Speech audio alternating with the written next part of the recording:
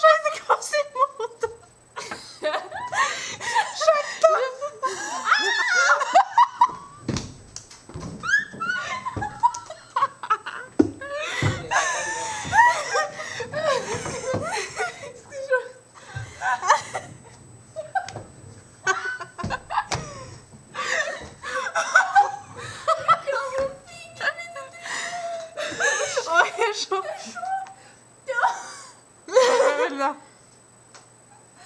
Careface.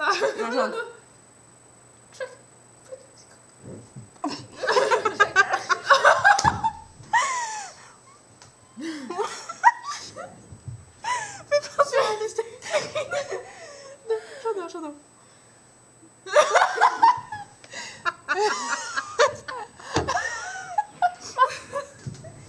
Det er alle som kan kjøre forbi, ja. Jeg kjører først. Ok, og så bare... Da går vi bak det. Skal vi kjøre tog eller sånn? Ja, vi kjører tog. Så rundt og så.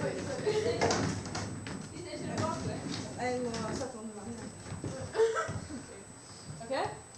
Da må bare gi litt fart. Nei, det begynner dårlig. Nei. Og så rygger vi. Ja, det var enklere.